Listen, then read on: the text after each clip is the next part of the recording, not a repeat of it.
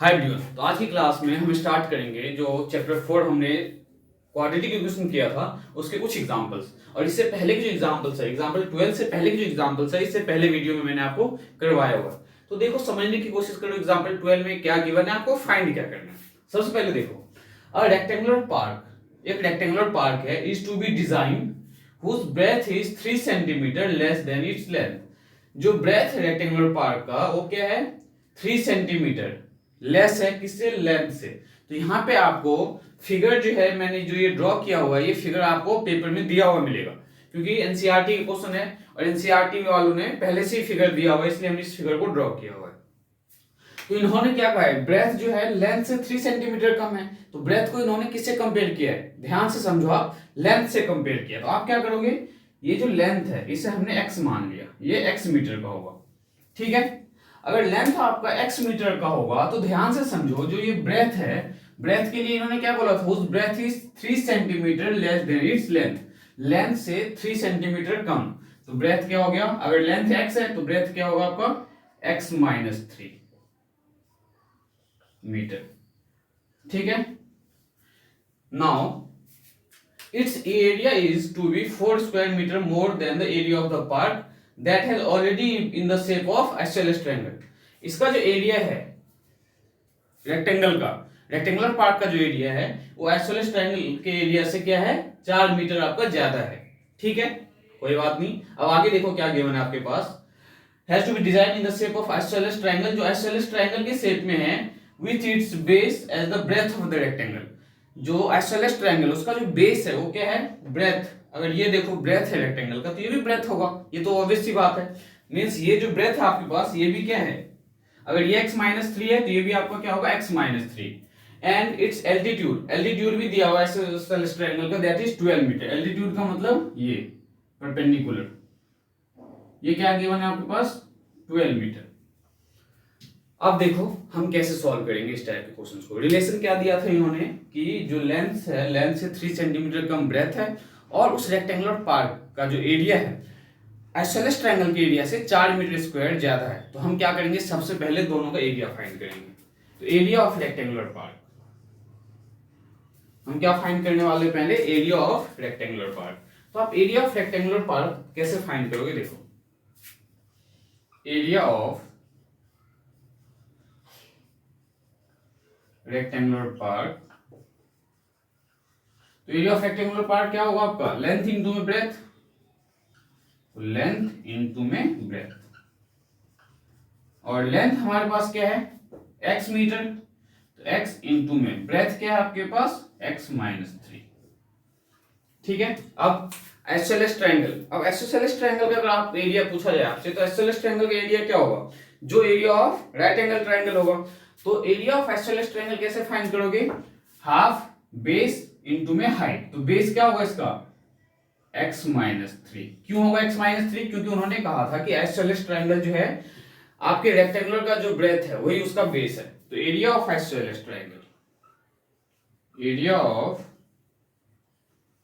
Isosceles triangle, isosceles triangle का meaning क्या होता है बच्चों, कि इसके जो है ना दो साइड्स इक्वल होते हैं, लेकिन इन्होंने एल्टीट्यूड दिया हुआ है, तो हम यहाँ पे हाफ बेस इनटू हाइट का ही यूज करने वाले हैं। तो हाफ बेस इनटू हाइट जब हम यूज करेंगे यहाँ पे, तो आप ध्यान से समझने की कोशिश करना।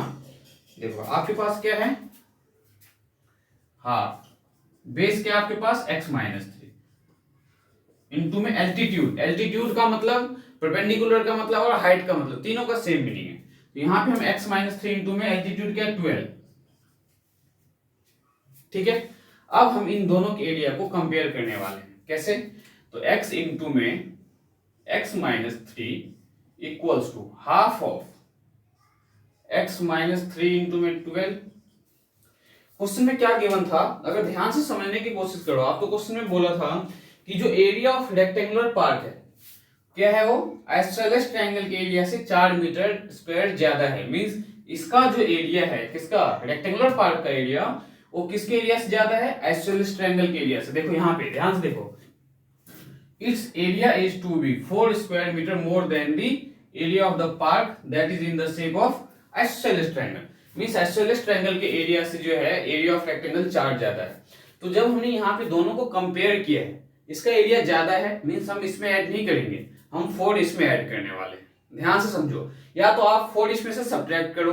बैलेंसिंग मैंने आपको बहुत अच्छे से समझाया है कि हम कभी भी दो इक्वेशन को जब बैलेंस करते हैं, इसका एरिया 4 मीटर स्क्वायर ज्यादा है, या तो आप इसमें से 4 माइनस कर दो या आप इसमें 4 ऐड कर दो। तो मैं यहाँ क्या करता हूँ, इसमें 4 माइनस कर देता हूँ, इसे यहाँ पे लिख लो थोड़ा, x इंटू में x माइनस 3, इसका एरिया ज्यादा है 4, तो 4 माइनस करेंगे तभी इक्वल्स टू बैलेंस होगा हमारा। अब देखो 2 × 2 2 6 12, x को अंदर मल्टीप्लाई करोगे तो x square minus 3x minus 4 equals to, यहाँ पे 6 से अंदर मल्टीप्लाई करो तो 6x माइनस 18। अब इस क्वाड्रेटिक इक्वेशन को आप सिंप्लीफाई कर लो और आपका आंसर आ जाएगा। अब ध्यान से देखो, x square minus 3x, 3x को इधर 6x को इधर लियो तो माइनस का 6x माइनस का 4 प्लस का 18 इक्वल्स टू 0।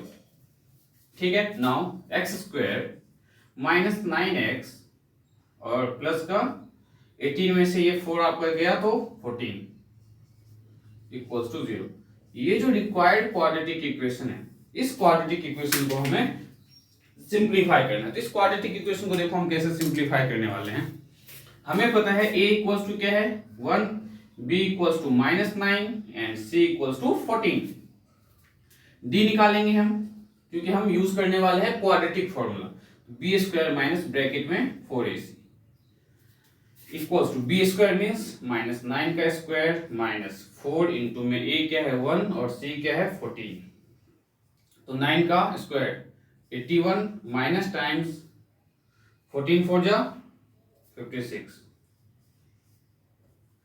तो 81 में से 56 माइनस करोगे तो 11 माइनस 6 तो 5 एंड ये 7 माइनस 5 तो 2 25। डी आपको देखो यहाँ पे क्या है 25। अब हम कौन सा फॉर्मूला यूज करेंगे, क्वाड्रेटिक फॉर्मूला, तो x equals to minus b plus minus under root d upon में 2a equals to minus b, b क्या है माइनस 9 ऑलरेडी है तो minus times minus 9 plus minus under root d की value क्या आपके पास 25 अपॉन में 2 इंटू में a और a क्या है 1, तो माइनस इंटू में माइनस प्लस का 9 तो 9 प्लस माइनस रूट 25 को हम क्या लिख सकते हैं 5, तो 5 अपॉन में 2। अब केस फर्स्ट, ये जो हमने फाइंड किया है ध्यान से समझो 9 प्लस, अब यहाँ पे केस फर्स्ट में हम क्या लेंगे, केस फर्स्ट में x equals to 9 plus 5 divided by 2, और केस सेकंड में हम क्या लेंगे, तो केस सेकंड में हमारा होगा x equals to 9 minus 5 divided by 2, तो यहां से x क्या मिलेगा 7 मीटर, और यहां से x क्या मिला आपके पास 9 माइनस 5 4 डिवाइडेड बाई 2 तो 2 मीटर। अब यहां पे ध्यान से देखो, अगर x को हम 2 लेते हैं, x को हम यहाँ पे 2 लेते हैं तो ब्रेथ -1 आ रहा है जो कि पॉसिबल नहीं है, मींस ये वाला केस पॉसिबल नहीं होगा, तो इट इज नॉट पॉसिबल। अब ये पॉसिबल क्यों नहीं है मैंने आपको समझाया है, क्योंकि x की वैल्यू अगर हम 2 कंसीडर करते हैं और x की वैल्यू अगर यहाँ पे आप 2 पुट करो ब्रेथ में, तो 2 माइनस 3 क्या मिलेगा माइनस का 1, और माइनस 1 तो कभी किसी का ब्रेथ हो नहीं सकता है, means x equals to 2 possible नहीं है, तो x इक्वल्स टू क्या पॉसिबल होगा आपका 7। तो देखो 7 माइनस 3 ब्रेथ क्या आ जाएगा 4।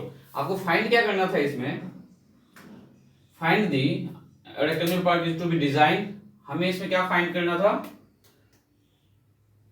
क्वेश्चन एक बार देखते हैं। हमें बोला कि find its length and breadth, ठीक है, क्वेश्चन इनकम्प्लीट था यहाँ पे, find its length and breadth, हमें इसमें जनरली लेंथ और ब्रेथ फाइंड करना था, तो हमने देखो क्या फाइंड किया, लेंथ फाइंड कर लिया 7 मीटर, तो ब्रेथ हमारा क्या है, तो ब्रेथ इक्वल्स टू, ब्रेथ क्या है आपके पास, ब्रेथ था x माइनस 3, तो x minus 3 equals to 7 minus 3 that is 4 metre. तो ये था आपका फाइनल आंसर, लेंथ आपका 7 मीटर, ब्रेथ आपका 4 मीटर।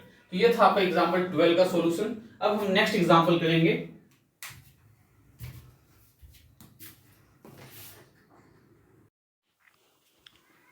तो एग्जांपल 15 जो है ये up stream and down stream से रिलेटेड क्वेश्चंस है, जो कि बहुत ही ज़्यादा इंपॉर्टेंट है और बोर्ड एग्जाम में कई बार पूछा भी जाता है इस टाइप के क्वेश्चंस। तो आप इसे थोड़ा ध्यान से समझने की कोशिश करो कि हम इस टाइप के क्वेश्चंस को कैसे सॉल्व करते हैं।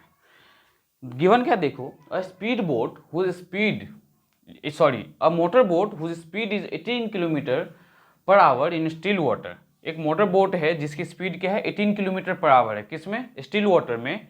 Takes 1 hour more to go 24 kilometre upstream. वो अगर अप स्ट्रीम में जा रही है तो 1 घंटा जो है ज़्यादा ले रही है, किसके कंपेयर में, डाउन स्ट्रीम के कंपेयर में। मीन्स अप स्ट्रीम में एक बार जो बोट पे जो भी है, मान लो उस बोट से अप स्ट्रीम गया हो और डाउन स्ट्रीम, मतलब up stream and down stream का मीनिंग क्या है, एक बार आप ये समझो। जैसे मान लो ये रिवर है, इसमें फ्लो ऑफ वाटर जो है, ठीक है, वो कौन से डायरेक्शन में है, इस डायरेक्शन में है। फ्लो ऑफ वाटर कौन से डायरेक्शन में है, इस डायरेक्शन में है, ठीक है। और आप जो बोट पे जो आ रहे हो और बोट आप लेके इस डायरेक्शन में आ रहे हो, ये क्या है, direction of boat, direction of boat. And this one direction of stream ले लो आप, डायरेक्शन ऑफ स्ट्रीम, स्ट्रीम मतलब जो पानी की जो लहर है, डायरेक्शन ऑफ स्ट्रीम। तो आपको इसे समझना कैसे, देखो, अगर दोनों का डायरेक्शन एक दूसरे के ऑपोजिट हो, मींस बोट की जो डायरेक्शन है लेफ्ट साइड में है और जो डायरेक्शन ऑफ स्ट्रीम है वो राइट साइड में है, तो इस टाइप के सिचुएशन को हम बोलते हैं अप स्ट्रीम। ये क्या होगा आपका, अप स्ट्रीम होगा। सिमिलरली ये जो है आपका रिवर में जो फ्लो ऑफ वाटर का जो डायरेक्शन है, ठीक है, जिसे हम क्या बोलते हैं, स्ट्रीम। स्ट्रीम का जो डायरेक्शन है वो राइट साइड में है और जो बोट है, बोट का जो डायरेक्शन है वो भी आपका राइट साइड में है। मतलब दोनों का जो डायरेक्शन है सेम ही डायरेक्शन है अगर दोनों का, तो हम इसे बोलते हैं डाउन स्ट्रीम। ध्यान से समझना, अप स्ट्रीम मीन्स दोनों का opposite direction, down stream means दोनों का सेम डायरेक्शन। अब आप प्रैक्टिकली समझने की कोशिश करो, अगर आप वाटर के जो फ्लो है उसी डायरेक्शन में आप जाओ तो आपकी स्पीड क्या होगी, as compared to upstream ज़्यादा होगी, क्योंकि इसमें जो है वाटर का जो फ्लो है राइट साइड में है, बट आपका ये बोट का जो फ्लो है वो लेफ्ट साइड में है। तो इस केस में क्या होगा, जो स्पीड ऑफ बोट है उसमें से हम माइनस करेंगे स्पीड ऑफ स्ट्रीम, और इस केस में डाउन स्ट्रीम के केस में स्पीड ऑफ बोट जो होगा उसमें हम ऐड करेंगे स्पीड ऑफ स्ट्रीम। ये ध्यान से समझना, डाउन स्ट्रीम में speed of boat plus speed of stream, and down up stream के केस में क्या होगा, speed of boat minus speed of stream. Means कि अगर डाउन अप स्ट्रीम की बात करें तो हमें क्या करना है, जो बोट की स्पीड है उसमें से हम माइनस करेंगे स्ट्रीम की स्पीड। अगर डाउन स्ट्रीम की बात करें तो स्पीड ऑफ बोट में हम ऐड करेंगे स्पीड ऑफ स्ट्रीम। बस आपको इतना ध्यान में रखना है और इसके हेल्प से हम इस क्वेश्चन को सॉल्व करने वाले हैं। तो देखो कैसे सॉल्व करेंगे हम इसे। हमें इन्होंने दिया हुआ है कि बोट की स्पीड ऑलरेडी गिवन है, लेकिन हमें स्ट्रीम की स्पीड नहीं गिवन है। जब हमें स्ट्रीम की स्पीड नहीं गिवन है, इन्होंने बोला है find the speed of the stream. जब हमें स्पीड ऑफ स्ट्रीम पता ही नहीं है तो हम सबसे पहले क्या करेंगे, स्पीड ऑफ स्ट्रीम को लेट करेंगे। तो सबसे पहले आप क्या करोगे, यहाँ पे let the speed of stream be x kilometre per hour. हमने लेट किया कि स्पीड ऑफ स्ट्रीम जो है वो x किलोमीटर पर आवर है, ठीक है। और स्पीड ऑफ बोट आपके पास ऑलरेडी गिवन है, speed of boat that is 18 kilometre per our, ठीक है। और डिस्टेंस भी गिवन है, तो डिस्टेंस देखो आपके पास, डिस्टेंस की अगर बात करें इस केस में तो डिस्टेंस क्या है, डिस्टेंस जो ट्रेवल किया गया है, डिस्टेंस इक्वल्स टू 24 किलोमीटर। तो अप स्ट्रीम सबसे पहले हम क्या फाइंड करेंगे, अप स्ट्रीम। तो अप स्ट्रीम के केस में मैंने क्या कहा था, speed of boat plus speed of stream. तो स्पीड ऑफ बोट क्या है आपका 18 प्लस, सॉरी माइनस करेंगे क्योंकि दोनों का डायरेक्शन क्या है, ऑपोजिट है। इस चीज को ध्यान में रखना, गलती मत करना। अप स्ट्रीम के केस में दोनों का डायरेक्शन एक दूसरे के ऑपोजिट में है, तो हम स्पीड ऑफ बोट में से स्पीड ऑफ स्ट्रीम को माइनस करेंगे। तो 18 minus x kilometre per our.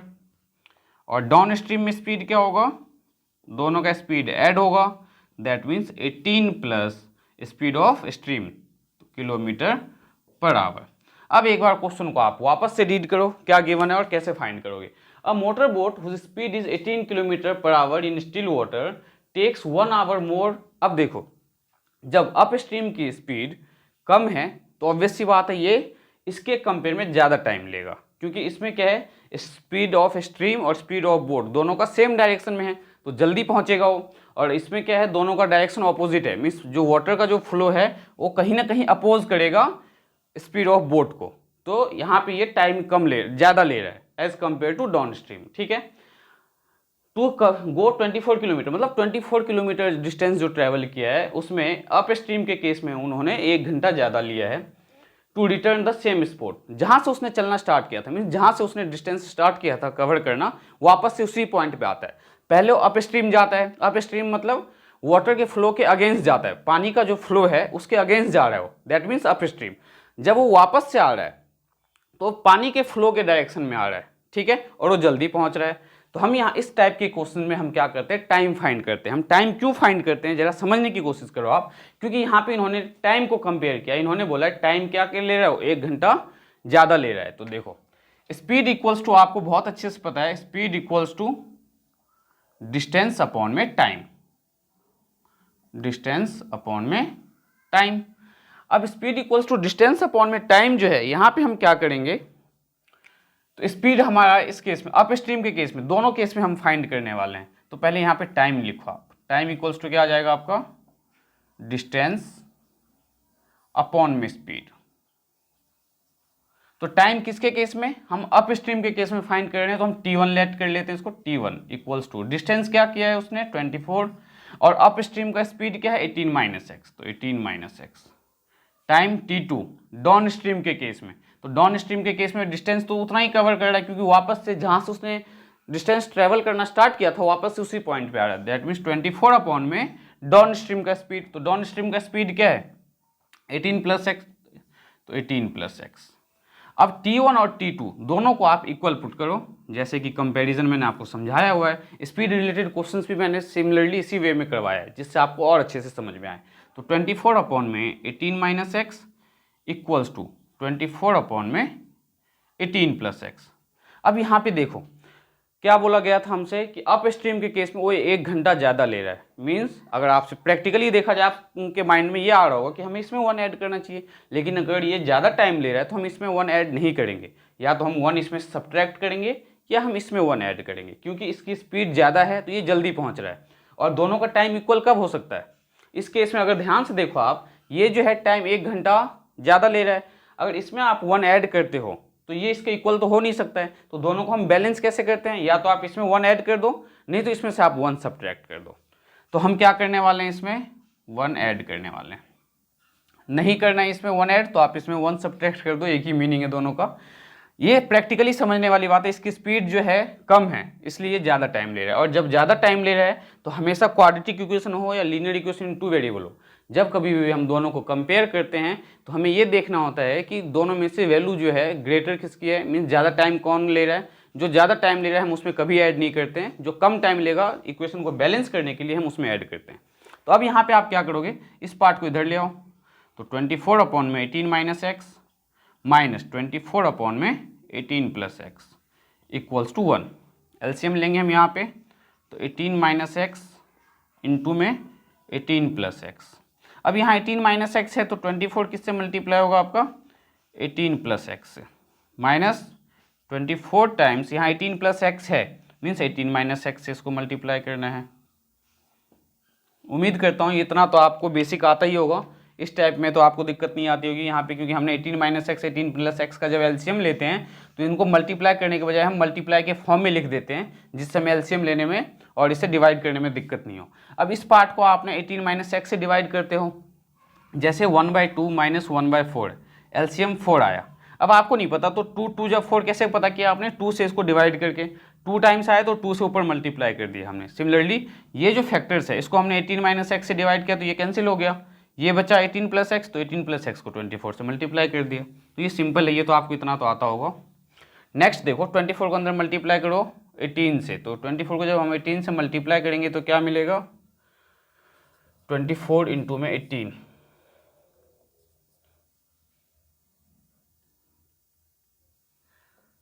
18 4 जा 72, डायरेक्ट कर लेते हैं इसको। 18 4 जा 72, 18 2 जा 36, 36 और 7 43। तो ये मिलेगा आपको क्या, 432 प्लस 24x माइनस का 432, क्योंकि -24 को 18 से मल्टीप्लाई करोगे आप, एंड -24 इंटू में ये, तो प्लस का 24x अपॉन में 18 माइनस एक्स 18 प्लस एक्स, तो means a minus b, a plus b, तो a square minus b square, means 18 का स्क्वायर माइनस एक्स का स्क्वायर इक्वल्स टू क्या आपके पास 1। अब आप इसे फर्दर कैसे सिंप्लीफाई करोगे, तो देखो प्लस 24x प्लस ये प्लस का 432 माइनस का 432 कैंसिल हो जाएगा, और 24 प्लस 24 48x अपॉन में 18 का स्क्वायर, तो 324 minus x square equals to 1। Cross multiply करेंगे तो हमें 48x equals to 324 minus x square, दोनों को लेफ्ट साइड ले आओ, तो x square plus 48x minus 324 equals to 0। ये है आपका रिक्वायर्ड क्वाड्रेटिक इक्वेशन, जिसे हम सॉल्व करके क्या फाइंड करने वाले हैं। यहाँ तक आप नोट डाउन कर लेना। अब हम इसे सिंप्लीफाई करके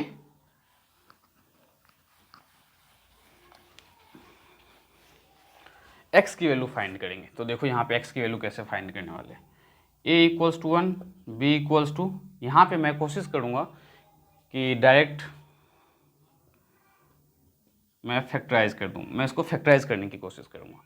324 का जैसे मैं एलसीएम लेता हूँ, 324 का एलसीएम 3 1 जा 3 0, 3 8 जा 24, देन 3 से 3 3 जा 9, 3 6 जा 18, 3 1 जा 3, 3 2 जा 6, देन 3 4 जा 12 एंड 2 2 जा 4। अब इन फैक्टर की हेल्प से मुझे क्या फॉर्म करना है, 48 फॉर्म करना है। तो 2 2 जा 4, 4 3 जा 12, 3 3 जा 9, 9 2 जा 18, तो इससे तो फॉर्म होगा नहीं, तो 3 3 जा 9, 9 3 जा 27, 27 2 जा 54, 54 माइनस 6 48, तो x square plus 54x minus 48x, sorry 48x नहीं 6x। यहाँ पे आपका मिडिल टर्म स्प्लिटिंग किया मैंने, देखो क्या किया मैंने मिडिल टर्म स्प्लिटिंग में, 3 3 जा 9, 9 3 जा 27, 27 2 जा 54, 54 में से 3 2 जा 6 माइनस कर दो तो 48 मिल जाएगा। ज़रूरी नहीं है कि हमेशा क्वेश्चन जो है मिडिल टर्म स्प्लिटिंग से सॉल्व नहीं होगा। कंप्लीटिंग द स्क्वायर और बाय क्वाड्रेटिक फॉर्मूला अच्छी बात है, मैंने आपको समझाया हुआ है, लेकिन क्वेश्चन जब आप सॉल्व करो, अगर आपको लगता है आप मिडिल टर्म स्प्लिटिंग से सॉल्व कर सकते हो तो आप मिडिल टर्म स्प्लिटिंग से सॉल्व करो। लेकिन अगर क्वेश्चन में पहले ही मेंशन किया हो कि आपको कंप्लीटिंग द स्क्वायर या क्वाड्रेटिक फॉर्मूला यूज़ करना है, तो आपको क्वाड्रेटिक फॉर्मूला से ही सॉल्व करना पड़ेगा। तो माइनस का 6x एंड माइनस का 324 इक्वल्स टू 0। यहाँ से मैंने x कॉमन लिया तो x प्लस 54, यहाँ से मैंने माइनस 6 कॉमन लिया तो x प्लस 54 इक्वल्स टू 0। क्यों, देखो -6 को जब x से मल्टीप्लाई करोगे तो -6x, और -6 को जब प्लस के 54 से मल्टीप्लाई करोगे तो माइनस का 324, तो x minus 6 and x plus 54। जब हमने x minus 6 equals to 0 put किया तो x क्या मिला 6, और जब हमने x प्लस 54 को 0 की इक्वल पुट किया तो x हमें क्या मिला माइनस का 54। हमें पता है कि किसी की भी स्पीड नेगेटिव हो नहीं सकती है, तो यहाँ पे लिखो it is not possible, it is not possible. Means जो स्पीड ऑफ द स्ट्रीम है, x की वैल्यू क्या है 6, मीन्स लिखो आप therefore speed of stream is, मतलब पानी की जो लहर है उसकी जो स्पीड है that is 6 kilometre per our, 6 kilometre per our, और हमें यही फाइंड करना था। तो ये था आपका फाइनल सॉल्यूशन, और बहुत ही अच्छा क्वेश्चन था ये। पेपर में मैंने आपको पहले भी बताया है, कई बार पूछा जाता है, तो इस टाइप के क्वेश्चन को सॉल्व करना ना भूलें। और क्वाड्रेटिक इक्वेशन के हमने each and every question solve किया है। अगर आपको लगता है कि एनसीईआरटी एग्जाम्पलर के क्वेश्चन करवाना चाहिए तो आप कमेंट जरूर करो, जिससे मैं आपको एनसीईआरटी एग्जाम्पलर के क्वेश्चन भी सॉल्व करवाऊंगा। और अगर आपको ये सब अच्छे से समझ में आता है तो आप चैनल को लाइक शेयर और सब्सक्राइब करना ना भूलो। तो मिलते हैं नेक्स्ट क्लास में नए चैप्टर के साथ।